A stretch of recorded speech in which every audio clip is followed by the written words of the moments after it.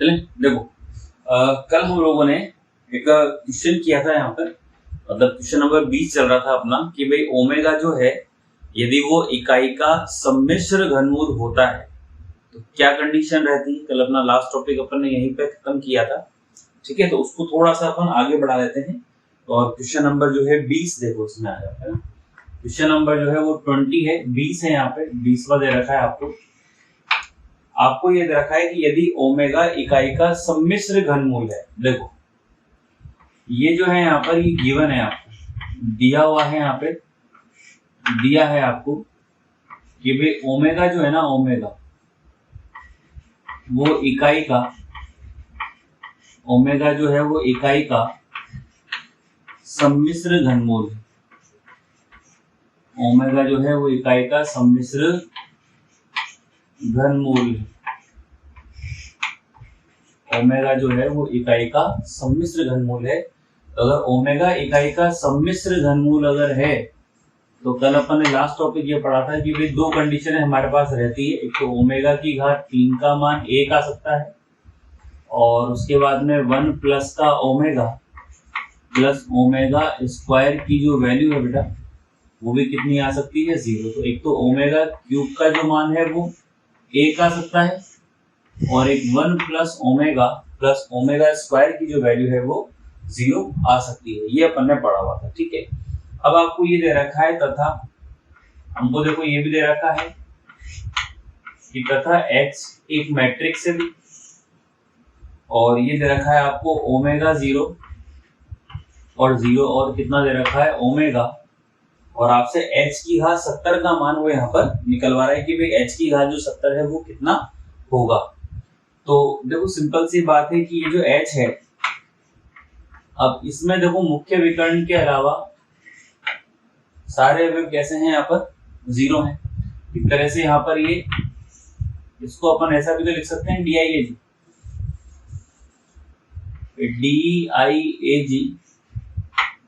अवयव कैसे हैं इसके से, तो ओमेगा इंटू ओमेगा स्क्वायर लिख सकते हैं, मतलब ओमेगा इंटू ओमेगा।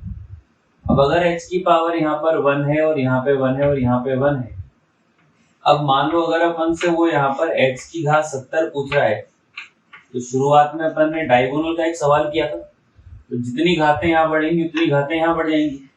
तो DIAG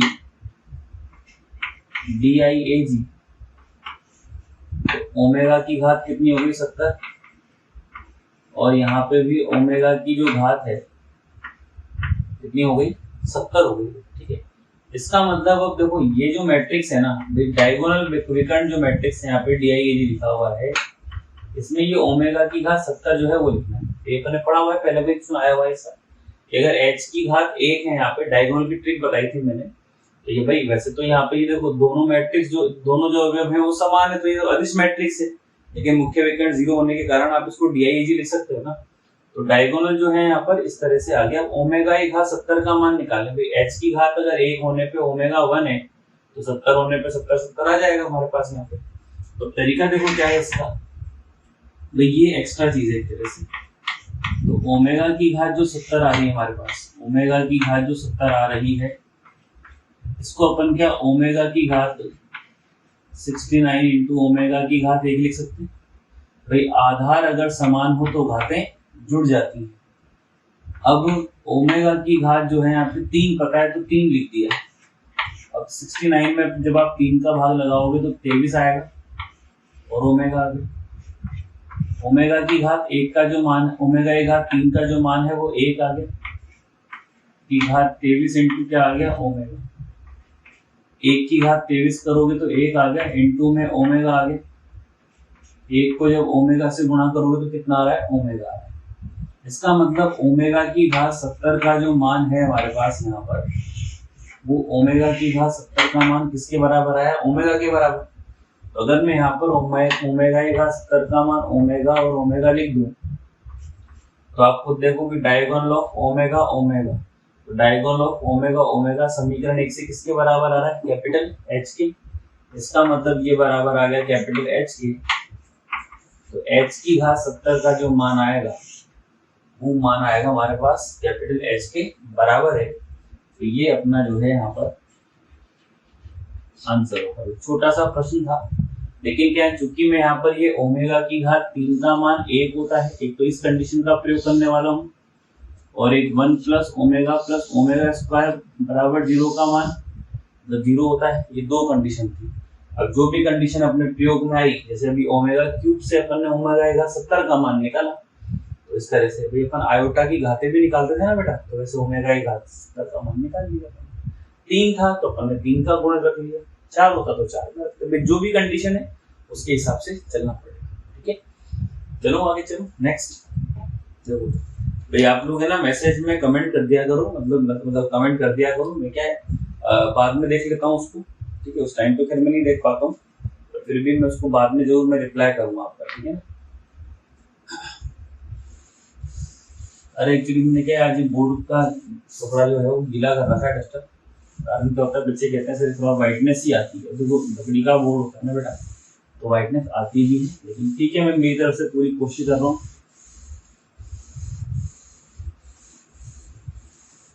नेक्स्ट अगला जो है यहाँ पर इसमें 21वां प्रश्न। ठीक है, ये हम लोग पहले भी कर चुके हैं 21वें को भी। देखो आप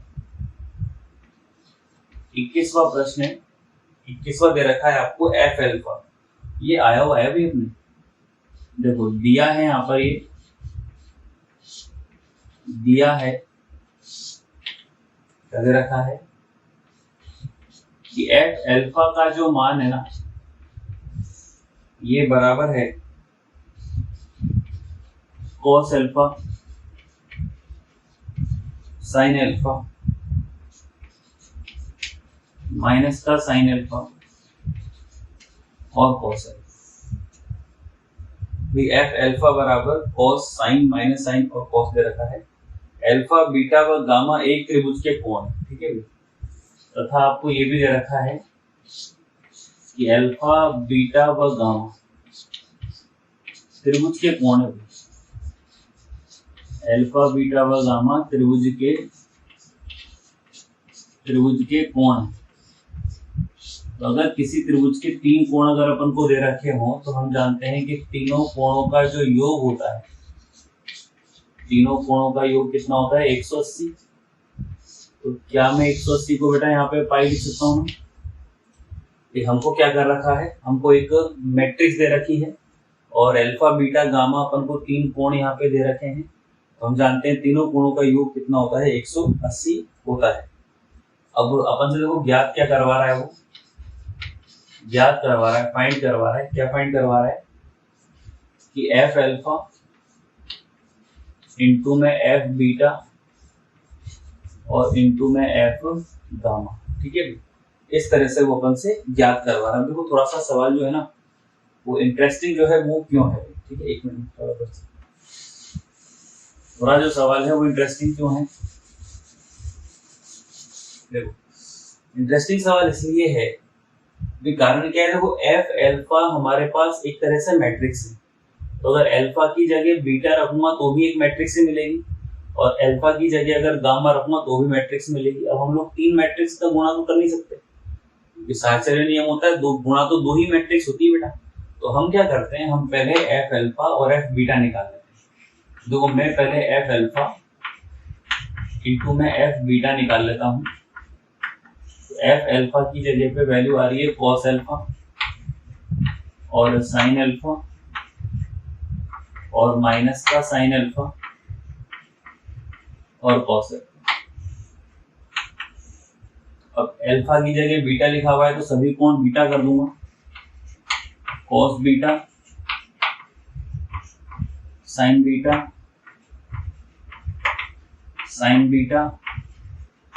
और कॉस बीटा। एक मिनट मुझे क्या देख लेने दो, ये पूरा आ रहा है यार, कल भी क्या वीडियो में कोई दिक्कत आ गई थी शायद और कट गया था। ठीक है, आ रहा है। अब यहाँ पर इसमें इन 2 मैट्रिक्सों का गुणा करेंगे। ठीक है, मैट्रिक्स का गुणा करेंगे तो पंक्तियां किससे गुणा होती हैं, स्तंभों से। तो कॉस को कॉस से मल्टीप्लाई करेंगे यहाँ पे, तो थोड़ा और कर ले रहा हूँ ना, जगह कम करके यहाँ पर बराबर यहाँ ले रहा हूँ। ठीक है, कॉस को कॉस से मल्टीप्लाई करेंगे तो कॉस एल्फा कॉस बीटा, ये से तो माइनस का साइन अल्फा और साइन बीटा, कॉस अल्फा को साइन से मल्टीप्लाई करेंगे, कॉस अल्फा साइन बीटा और प्लस का साइन अल्फा कॉस बीटा। ये अब क्या, जैसे अपन चैप्टर पढ़ रहे हैं, हमारा दूसरा चैप्टर चल रहा है ना क्लास में, अब ये अपन ने शीट कर रहे हैं, दोनों चैप्टर अपने टच में चल रहे हैं, ठीक है ना, इसलिए थोड़ा सा इंपॉर्टेंट है, पढ़ लिया तो थोड़ा सा 40-50 मिनट में कोई ज्यादा विशेष बात है नहीं। आपको रील भी देखते तो रील की हो जाए तो ये देखोगे तो कितना अच्छा, ये गुणा होगा इसके साथ, माइनस का साइन अल्फा कॉस बीटा और माइनस का कॉस अल्फा और साइन बीटा, ये इसके साथ, तो minus sine alpha sign beta और कॉस अल्फा इंटू में कॉस बीटा, ठीक है। ये अपने पास इस तरह से वैल्यू आ रही है। अब इसमें थोड़ा सा और देखो कारस्तानी करेंगे मेरे पास, ये तो सब सेट है, देखो यहाँ पे तो ये लिखा हुआ है कॉस अल्फा कॉस बीटा, अपने एफ एक्स प्लस वाई बराबर एफ एक्स प्लस वाई आया था answer, F X into F Y बराबर F X plus Y, test में भी दिया था मैंने। तो माइनस में साइन अल्फा साइन बीटा, ये तो ठीक है, इन दोनों में से माइनस कॉमन लूंगा तो बीच में प्लस हो जाएगा, तो माइनस में sine alpha cos beta cos alpha sign beta. अभी पहले अल्फा को देखो, यहाँ पे साइन अल्फा देखते हैं पहले, sine alpha cos beta plus में कॉस अल्फा और साइन बीटा, और यहाँ पे पहले कॉस अल्फा कॉस बीटा, पहले प्लस वाले को रख लेते हैं, तो क्या सब सेम हो जाएंगे, और माइनस साइन अल्फा और साइन बीटा, ठीक है भाई, तुम्हारी बात। तो अपन ने क्या करा, पंक्तियों को किससे गुणा किया बेटा, अपन ने स्तंभ से गुणा किया। देखो मैं ज्यादा फोकस, ज्यादा प्रयास नहीं कर रहा हूँ, खूब सवाल किए और ये सवाल रिपीट हुआ है, तो यहाँ पे 0 0 और 0 0 1 लिखा हुआ था, यहाँ पे F X into F Y बराबर एफ एक्स प्लस वाई, तो ये सवाल पढ़ चुके हैं अपन पहले। अब देखो इसकी वैल्यू, तो यहाँ पर जो वैल्यू आई हमारे पास F alpha into F beta की जो वैल्यू आई, तो मैट्रिक्स में क्या है, cos A cos B minus sine A sine B, तो कॉस ए प्लस बी, तो ए की जगह अल्फा और बी की जगह beta, sine A cos B plus cos A sine B, तो साइन ए प्लस बी होता है, तो माइनस बाहर आया, तो साइन ए अल्फा प्लस क्या हो गया बीटा, ये जो है लिखा हुआ है सेम है, तो यहाँ पर आ गया साइन ए अल्फा प्लस बीटा और इसकी जगह पे कॉस में अल्फा प्लस बीटा, ये अपने पास समीकरण नंबर 2 आ गई। इसका मतलब देखो हमको मैट्रिक्स क्या मिली, जब एफ अल्फा और एफ बीटा आप लोग पढ़ रहे हो, जब ऐसा आप लोग यहाँ पे पढ़ रहे हो, तो देखो ये क्या मिल रहा है, समझो एफ अल्फा और एफ बीटा। अब हमको जो मैट्रिक्स मिली ना, मैट्रिक्स क्या है, देखो उसने एफ अल्फा जब दे रखी, उसको देखो कॉस की जगह पे कॉस, इस अल्फा की जगह अल्फा प्लस बीटा, माइनस का साइन अल्फा की जगह अल्फा प्लस बीटा, यहाँ पे भी साइन हो रहा है, अल्फा की जगह अल्फा प्लस बीटा, अल्फा की जगह अल्फा प्लस बीटा, तो कुल मिलाकर इस समीकरण 2 का जो अपन को आरएचएस मिल रहा है, वो इस मैट्रिक्स में अल्फा की जगह अल्फा प्लस बीटा करने पे मिल रहा है। तो जब यहाँ पर अल्फा है तो इधर अल्फा है, और जब अल्फा प्लस बीटा मेटा मिल जाएगा यहाँ पे, तो इधर भी क्या हो जाएगा अल्फा प्लस बीटा, तो यहाँ पर ये वैल्यू आ गई कितनी, एफ अल्फा प्लस बीटा के बराबर। अब आपको ध्यान होना चाहिए कि इस तरह का पैटर्न हमने प्रश्नावली में पढ़ा हुआ है भाई 3.2 में, कि F X into F Y बराबर एफ एक्स प्लस वाई, तो ये अपन ने इस मैट्रिक्स से लिखा है बेटा, ठीक है। Cos sine minus sine cos, cos sine minus sine cos, यहाँ जितनी भी जगह पे अल्फा लिखा हुआ है उतनी जगह पे यहाँ पे अल्फा प्लस बीटा है, तो एफ अल्फा लिख लिया। तो यहाँ से देखो नियम क्या बना, समझ एक मिनट, नियम क्या बना, नियम ये बना कि मान लो अगर दो एफ यहाँ पे अगर अपन को दे रखे हों और ब्रैकेट में अगर ऐसे दे रखे हों तो क्या होता है, एक ऐसी मैट्रिक्स मिलती है जिसमें ब्रैकेट वाले क्या हो जाते हैं प्लस, ब्रैकेट वाले जो हैं वो कैसे हो जाते हैं प्लस, मतलब अल्फा प्लस बीटा, तो अल्फा प्लस बीटा हो जाएगा। अब देखो आगे क्या है, तो अब तरीका क्या है वो समझना। आपसे पूछ रहा है वो एफ अल्फा, एफ बीटा और एफ गामा। अब हम सब जानते हैं कि भाई यहाँ पर जो है तीन मैट्रिक्स को आपस में गुणा करना संभव नहीं है क्योंकि साहचर्य नियम का पालन होता है। तो मैं एक काम करूं, मैं इसकी ब्रैकेट यहाँ लगा दूं पहले। अब इसकी वैल्यू देखो यहाँ से कितनी आ रही है, एफ अल्फा प्लस बीटा आ रही है, और ये एफ गामा। वैसे देखो दोबारा से देखो आप, ये भी एफ और ये भी एफ, ये भी एफ और ये भी एफ, दोनों ब्रैकेट का योग हो गया। तो ये भी एफ और ये भी एफ, तो दोनों ब्रैकेट का जो है वो क्या हो जाएगा, योग हो जाएगा। ये इंटरेस्टिंग पार्ट है इसमें। तो एफ की जगह पे बेटा एफ आ रहा है, alpha plus beta plus gamma, तो alpha plus beta plus gamma की वैल्यू पाई, तो ये पाई आ गया सर। अब देखो एफ की जगह पे एफ दे रखा है, ब्रैकेट में अल्फा है, तो यहाँ ब्रैकेट में क्या दे रखा है आपको, पाई। इसका मतलब अल्फा की जगह अगर पाई करूंगा तो यहाँ पर, यहाँ पर, यहाँ पर और यहाँ पर, इन चारों कोणों में भी पाई हो जाएगा। तो यहाँ पर मैं एक मैट्रिक्स बना रहा हूँ, देखो कॉस अल्फा की जगह पाई लिख दी, साइन अल्फा की जगह पाई लिख दी, माइनस का साइन अल्फा की जगह पाई लिख दी, और प्लस का कॉस अल्फा की जगह पाई। अब ये पढ़ा रखा है मैंने आपको, ये साइन एन पाई या साइन पाई की वैल्यू क्या होती है 0, और कॉस पाई की जो वैल्यू है वो कितनी होती है, माइनस का 1 होती है।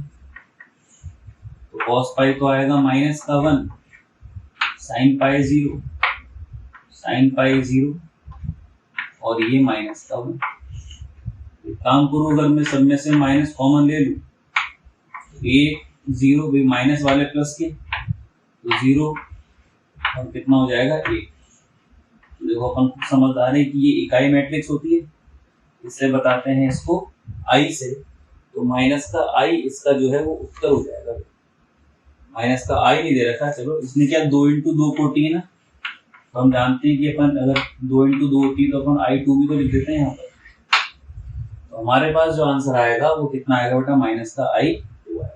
ठीक है, तो एक बार फोकस कर लो इसको।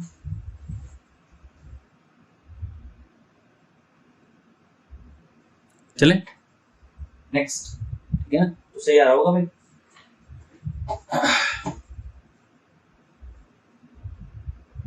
थोड़ा सा क्या है कि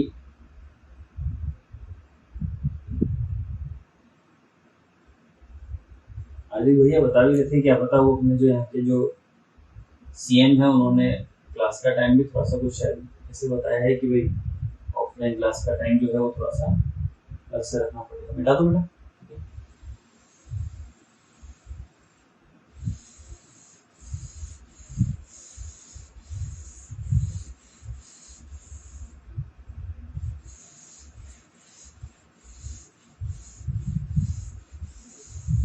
अरे सुपर रेस्टोरेंट भाग रही है।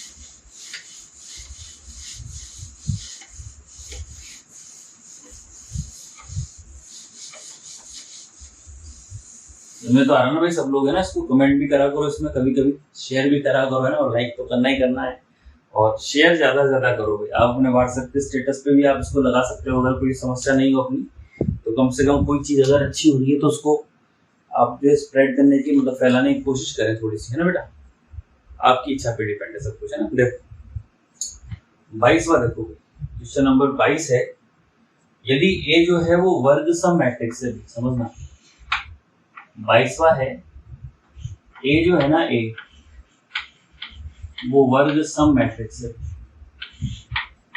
ए जो है वर्ग सम मैट्रिक्स है, ए वर्ग सम मैट्रिक्स है। अब अगर ए वर्ग सम मैट्रिक्स है तो ए स्क्वायर का जो मान है वो ए आएगा। भाई ए अगर वर्ग सम मैट्रिक्स है तो ए स्क्वायर का जो मान है वो ए आएगा। और ये भी दे रखा है आपको तथा जो है यहाँ पर a प्लस बी बराबर में आई दे रखा है आपको। a प्लस बी बराबर जो है वो कितना दे रखा है आपको, यहाँ पे आई दे रखा है। तो दो समीकरण है एक तरह से। अब वो आपसे पूछ रहा है कि भाई कौन सा सत्य है, तो देखो इसमें भी शायद मिसप्रिंट है, इसमें भी एक से अधिक मतलब पॉइंट हो सकते हैं, है ना। उपरोक्त सभी दे रखा है, तो देखो मैं लिख लेता हूँ ऑप्शन, है ना। तो वो कह रहा है कि भाई बी जो है ना, बी वो वर्ग सम। तो अगर बी वर्ग सम हो तो इसकी मैथमेटिक्स क्या होती है कि भाई बी स्क्वायर बराबर कौन हो जाएगा, बी। ठीक है ना भाई। दूसरा है कि ए इंटू बी बराबर में जीरो मैट्रिक्स हो। तीसरा है यहाँ पर बी इंटू ए बराबर भी जीरो हो। और जो डी है वो उपरोक्त सभी को मैं ऑल लिख लेता हूँ, ऑल आर ट्रू। ठीक है। अब देखो तरीका क्या है इसका, तरीका ढूंढते हैं भी क्या तरीका है। उपरोक्त सभी अगर आंसर आ रहा है, मतलब ऑप्शन में आ रहा है, तो हो सकता है कि उपरोक्त सभी, तो अपन को सब चेक करने पड़ेंगे ना भाई। एक भी हो सकता है, मान लो तीनों ही होंगे तो फिर उपरोक्त सभी पे एक पे टिक हो जाएगा। तो तरीका क्या भाई, बी स्क्वायर बराबर बी लाए। तो पहले एक काम करता हूँ, मैं फर्स्ट ऑप्शन के लिए जाता हूँ पहले। तो अब मुझे ऑप्शन चलना पड़ेगा। तो समीकरण नंबर जो 2 है उससे देखो बी की जो वैल्यू निकलेगी, तो आई, ये ए उधर जाएगा तो आई माइनस का ए हो गया, आई माइनस का ए हो गया। अब बी स्क्वायर करना है मुझे, क्या करना है मुझे, बी स्क्वायर। तो मैं स्क्वायर कर दूं तो बी स्क्वायर बराबर आई माइनस का ए का स्क्वायर। अब देखो ये बी स्क्वायर तो यहाँ पर ये बेटा है ही। जब एक मैट्रिक्स इकाई हो और दूसरी कोई और मैट्रिक्स और स्क्वायर करना हो तो डायरेक्ट कर सकते हैं। तो आई का तो हो जाएगा आई का स्क्वायर माइनस का 2 आई इंटू ए और प्लस में हो गया ए स्क्वायर। तो बी स्क्वायर तो ये है, आई स्क्वायर का मान आई होता है। आई को बेटा ए से गुणा करोगे तो ए आएगा, और ए स्क्वायर बराबर ए दे रखा है अपन को। ये कहां से दे रखा है, एक से वर्ग सम होने के कारण। तो यहां से बी स्क्वायर बराबर 2a में से a गया तो a बचा। तो बी स्क्वायर का जो मान है i माइनस का a, इसके बराबर है b के। कहां से भाई, समीकरण नंबर 3 से। तो बी स्क्वायर बराबर b आया। तो अभी तो अपना पहला वाला ऑप्शन तो सही आ रहा है। ठीक है, तो एक ऑप्शन तो अभी अपना मिला है, पर चूंकि उपरोक्त सभी दे रखा है तो अभी अपन सेकंड ऑप्शन पे भी जाएंगे। ऐसे नहीं कि मिल गया तो क्या हो गया अपना। दूसरा ऑप्शन है कि भाई ए को बी से गुणा कर रखा है। अब देखो यहाँ पे तो बी से कोई मतलब नहीं है, यहाँ पे ए प्लस बी आ रहा है। जैसे बी आ रहा है तो ए गुणा हो रहा है लेफ्ट में, इधर वाम पक्ष में। तो समीकरण 2 के वाम में ए से गुणा करूंगा। तो देखो समीकरण नंबर 2 से, तो a प्लस बी जो है बराबर है आई के। तो a से जो है मैं वाम पक्ष में गुणा कर रहा हूँ। तो वाम पक्ष में क्यों गुणा किया मैंने, क्योंकि दूसरे वाले ऑप्शन में b के LHS में गुणा है, तो b के LHS में चाहिए भाई। तो यहाँ पर a को a से गुणा करोगे तो a स्क्वायर, a को b से गुणा करोगे तो ab, और a को i से गुणा करोगे तो a आता है। अब a स्क्वायर का जो मान है वो a है, तो a है, और a भी बराबर में a, हट गया ना। कहां से रखा था मान अपन ने, a स्क्वायर बराबर 1 से। तो यहाँ से देखो ये पता लगा कि यार a b का जो मान आया वो 0 आया, लेकिन यहाँ पर ये 0 मैट्रिक्स है। a b बराबर 0 आया, इसका मतलब b वाला जो ऑप्शन है ए बी बराबर 0 मैट्रिक्स, वो भी चलो भी ठीक है। तो भी 2 ऑप्शन हो गई, तो ए वाला भी ठीक है, बी वाला भी ठीक है। अब सी वाला भी चेक करो, तो सी में क्या है, ये बी के आरएचएस में गुणा है, इस बार अपन ने चूंकि लेफ्ट में गुणा किया था तो पुनः समीकरण 2 से, पुनः समीकरण 2 से a प्लस का b है बराबर में i, तो a को मैं इस बार दक्षिण पक्ष में गुणा करूंगा। a जब a से गुणा होगा तब तो a स्क्वायर ही रहेगा, a जब b से गुणा होगा तो b इंटू a आएगा, i को a से गुणा करते हैं तो a आता ही। पुनः देखो a स्क्वायर का जो मान है यहाँ पर, तो समीकरण 1 से a के बराबर है, प्लस में b इंटू a आया बराबर में a आया। अब यहाँ पर इस a से ये वाला a कट गया, तो यहाँ पर ये b इंटू a बराबर 0 मैट्रिक्स आई। इसका मतलब यहाँ पर बी ए बराबर भी कितना आ रहा है 0, ए बी बराबर भी कितना आ रहा है 0, और बी स्क्वायर बराबर जो बी है वो भी वर्ग सम है। तो ए भी मिला, बी भी मिला, सी भी मिला, इसका मतलब सारे उत्तर सही हैं। तो आंसर कौन सा आएगा, डी वाला, क्योंकि उपरोक्त सभी सही। तो जब भी आपके पास ऑप्शन में उपरोक्त सभी का एक टॉपिक अगर आपके पास रहे, ठीक है, तो हम लोग को क्या होता है, सभी पॉइंटों को चेक करना पड़ता है। ठीक है, मान लो इसमें आता है एक से अधिक विकल्प, तो उपरोक्त सभी तो सिंगल में ही काम चलेगा ना, इसलिए सुता लिखा नहीं है। अगला देखो 23वां, इनवर्स के छोड़ेंगे अभी अपन -1 वाले, क्योंकि अपन ने पढ़े ही नहीं ना अभी।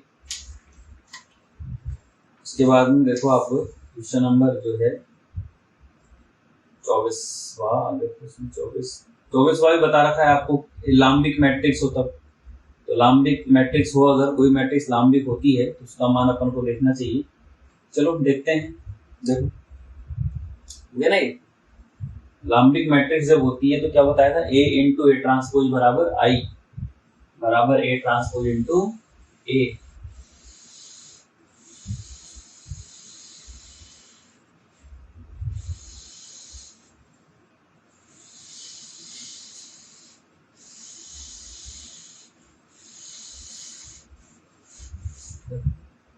अगला है क्वेश्चन नंबर 24, लाम्बिक मैट्रिक्स है ना। देखो 24वां जो प्रश्न है ना 24, ये है। तो सबसे पहले तो मैं इस मैट्रिक्स को मान लेता हूँ, माना A जो है एक मैट्रिक्स है जिसमें आपको K तो बाहर गुणा कर रखा है, और ये आ रहा है -1 2 और 2 2 -1 और 2 और 2 2 और -1। ये अपन को एक मैट्रिक्स दे रखी है यहाँ पे, ठीक है ना, ये दे रखी। अब A के लिए वो कह रहा है अगर लाम्बिक हो तो K का मान जो है वो ज्ञात करना है। तो देखो प्रश्नानुसार जो है यहाँ पर, प्रश्नानुसार जो A है, A लाम्बिक मैट्रिक्स है। A क्या है, लाम्बिक मैट्रिक्स। तो अगर A लाम्बिक है, तो A इंटू ए ट्रांसपोज बराबर I बराबर A ट्रांसपोज इंटू ए बन जाता है। ठीक है, तो अपन एक कंडीशन लेते हैं, अपन ने वो 1/3 यहाँ लिखा हुआ था, तो अपन एक कंडीशन ले लेते हैं A इंटू ए ट्रांसपोज बराबर I वाली। ठीक है, अब देखो A की जगह तो ये आ गया, तो K है, और -1 2 और 2 2 -1 और 2 और 2 2 -1। जब ट्रांसपोज करते हैं तो कांस्टेंट तो एज इट इज, तो वैसे का वैसा बाहर आ जाता है, लेकिन ये मैट्रिक्स में पहली पंक्ति जो है वो पहला स्तंभ बन जाएगी, दूसरी पंक्ति जो है वो दूसरा स्तंभ बन जाएगी, और तीसरी पंक्ति जो है वो तीसरा स्तंभ बन जाएगी, और बराबर में जो है यहाँ पर क्या दे रखा है आपको, कैपिटल I अपन को यहाँ पर दे रखा है। ठीक है, अब K को कैसे गुणा करोगे, तो K स्क्वायर आता है, वापस से वही पंक्तियां गुणा स्तंभों से, तो पंक्ति पे होंगी -1 और -1 तो 1 अपने आप करोगे, 2 और 2 4, 2 और 2 4, माइनस 1 को 2 से तो माइनस का 2 और प्लस का 4, माइनस 1 को 2 से तो माइनस 2, 2 को माइनस 1 से माइनस 2 और 2 दूनी 4, माइनस 1 को 2 से तो माइनस 2 प्लस का 4 और माइनस 2, ये गुणा अपने आप करो, तो मैं स्पीड लूंगा, 2 को माइनस 1 से तो माइनस 2 प्लस का 4 और 2 दूनी 4 प्लस का 1 और प्लस का 4, 2 दूनी 4 माइनस का 2 और माइनस 2, माइनस 2 प्लस का 4 माइनस 2, 4 माइनस 2 माइनस 2 और 4 प्लस 4 और माइनस माइनस प्लस का 1 आ रहा है। ठीक है, ये अपने पास यहाँ पर इस तरह से मैट्रिक्स मिल रही है। तो k स्क्वायर तो ये है यहाँ पे हमारे पास, है ना, 4 4 8 और 1 9, 4 से 4 कैंसिल, 4 से 4 कैंसिल, 4 से 4 कैंसिल, ये सभी जो है ये 4 4 वाले ये सब कैंसिल हो गए, जो काटे में सबकी जगह 0, तो 0 0 0 9 और 0 और 0 0 और 9 बराबर में जो है यहाँ पर वो क्या हो गया, आई हो गया। ठीक है, अब देखो k स्क्वायर यहाँ पे लिखा हुआ है, तो मैं इसको अंदर गुणा कर दूं, तो जब मैट्रिक्स के बाहर कोई अवयव होता है तो वो अंदर सबसे गुणा हो जाता है, तो 9k स्क्वायर 0 0 और 0 आ गया, 9k स्क्वायर और 0 और 0 0 और 9k स्क्वायर बराबर इकाई मैट्रिक्स जो होती है 3 इंटू 3 की 1 0 0 0 1 0 और 0 0 1। अब बराबर लिखा हुआ है तो तुलना कर लेंगे, तुलना से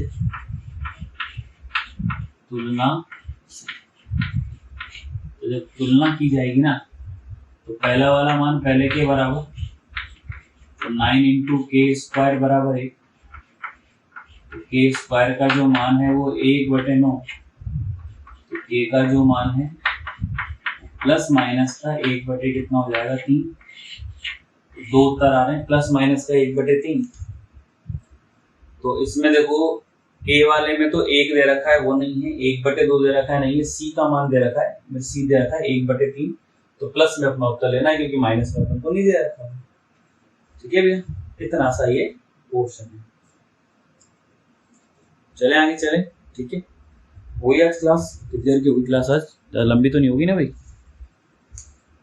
ठीक है, चलो एक क्वेश्चन अपन और देख सकते हैं ना, अभी एक क्वेश्चन और देख लें, फिर कल संडे है भाई, तो संडे की छुट्टी रहेगी, मंडे को आपकी शीट कंप्लीट हो जाएगी, ठीक है ना, मंडे को शीट खत्म,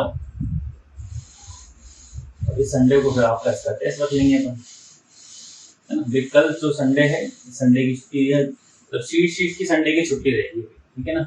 कोई स्पेशल कोई टॉपिक मुझे पढ़ाना होगा तो बिल्कुल उसका वीडियो जो है मैं डाल दूंगा, है ना। कोई अलग से मान लो कोई आप लोग के लिए कोई काम की चीज है तो उसको जरूर अपन करेंगे ना। देखो 25वां क्वेश्चन देखोगे, ये बोर्ड में आया हुआ है और काफी अच्छे प्रश्नों में से है। इस बार एक काम करूँ, मैं इधर से शुरू करूँ, अरे यार क्या सवाल बड़ा होता है ना, फिर हो नहीं पाता, तो यहाँ शुरू कर लेते हैं। 25वां सवाल ये दे रखा है आपको, ये है cos स्क्वायर थीटा, उसके बाद में cos थीटा और sin थीटा, ये इंपॉर्टेंट है, ठीक है, आया हुआ है पेपर में कई बार। और cos theta sin theta, cos theta sin theta, sin square theta, और b की जगह पे यहाँ पे ये है cos स्क्वायर फाई, सभी जगह फाई दे रखा है बस, cos फाई और sin phi, cos phi sin phi sin square phi, ठीक है। ये a है और ये b दे रखा है। आप लोगों से बोला गया है अगर ऐसा हो तो थीटा माइनस फाइव का मान बताओ। और ये और के बाद एक गलती और दे रखी है, a माइनस बी बराबर 0 मैट्रिक्स भी है, ठीक है ना। और ये भी दे रखा है आपको, ये क्या है हिंदी मीडियम की में मिस्टेक कैसे है, ऐसे इतना तो टाइप गलती नहीं होती। a माइनस बी बराबर 0 मैट्रिक्स भी आपको दे रखी है, ये भी आपको दे रखा है। तो थीटा माइनस फाइव का मान पूछ रहा है कि भाई गुणज क्या है इसका, 0 है कि पाई बाई 2 का सम गुणज विषम गुणज या पाई का विषम, देखते हैं चलो जो भी हो। तो a माइनस का b दे रखा है अपन को, ठीक है, क्या दे रखा है a माइनस का b। तो मैं जो है यहाँ से शुरू कर लेता हूँ, ठीक है। तो a माइनस का b जो है वो अपन को शून्य मैट्रिक्स दे रखा है, 0 मैट्रिक्स, ठीक है। तो देखो a की जगह जो मैट्रिक्स आ रही है cos square theta,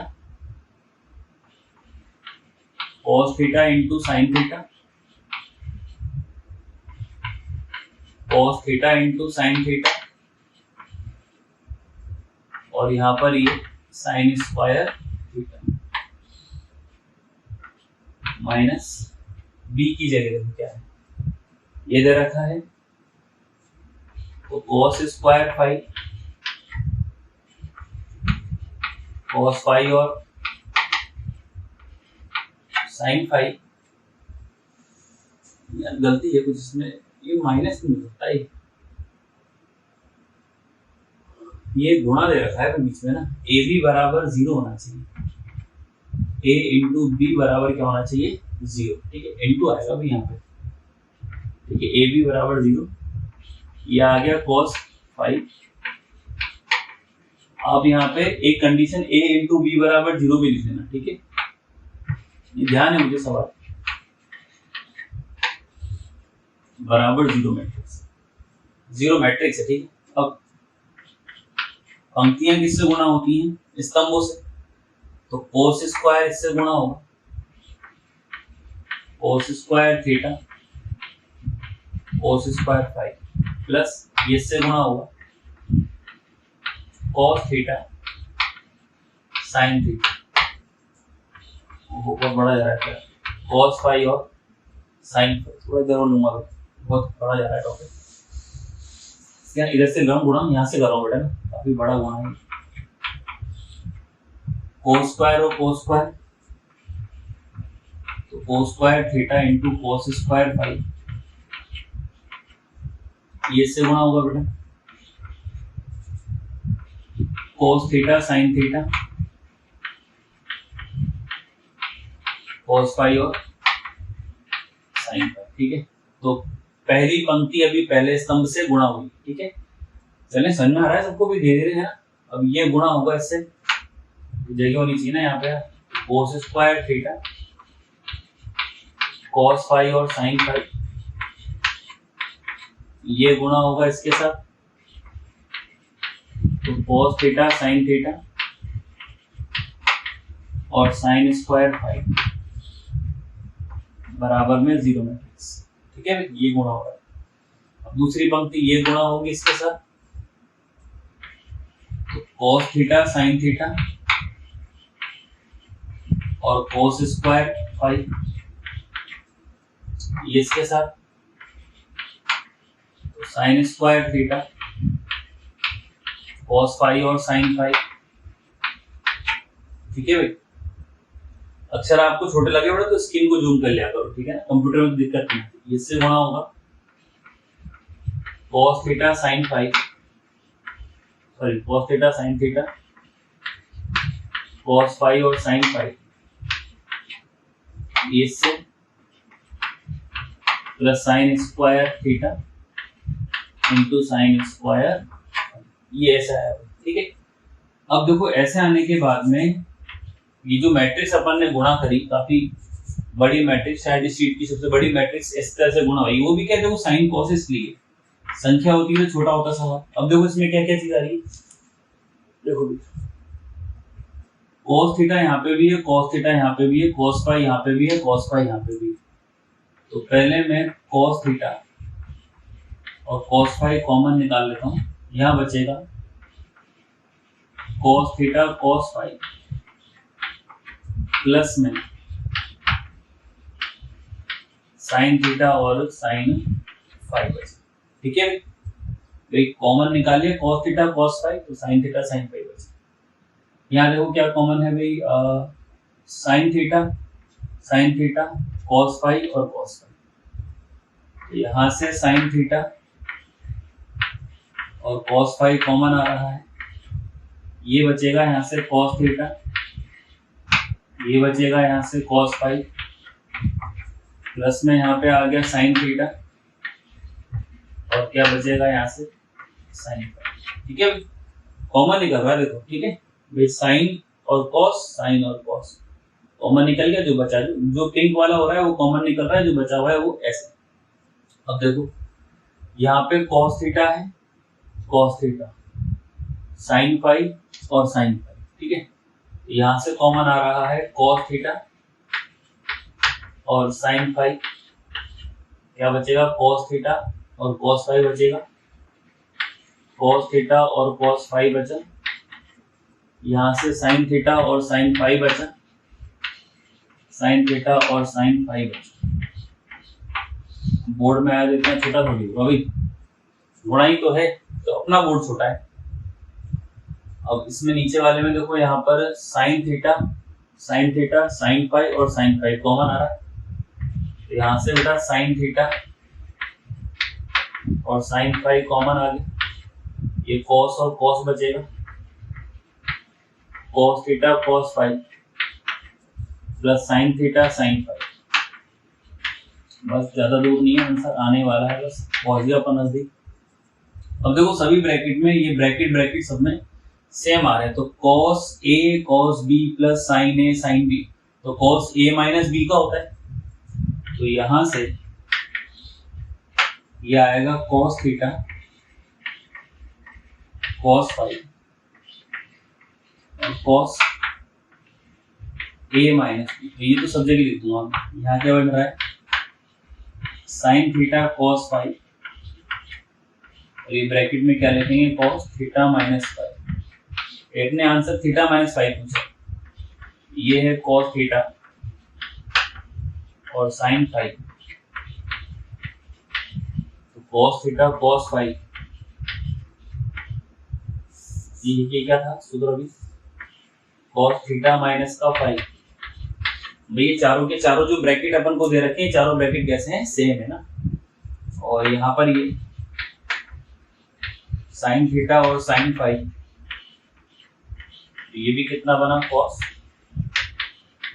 theta minus phi बराबर कितना है, जीरो मैट्रिक्स। तो अब मैं लिख देता हूँ 0 0 0 और 0, क्योंकि हमसे वो थीटा माइनस फाई पूछ रहा है, तो अपना आंसर भी तो आने वाला है। अब देखो 4 अवयव इधर 4 अवयव इधर, तो तुलना कर लो। अब क्या कर लेते हैं, तुलना।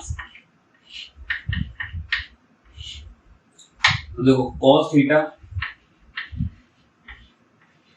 cos फाई, पहला अवयव ले रहा हूं, और cos थीटा माइनस फाई बराबर है 0।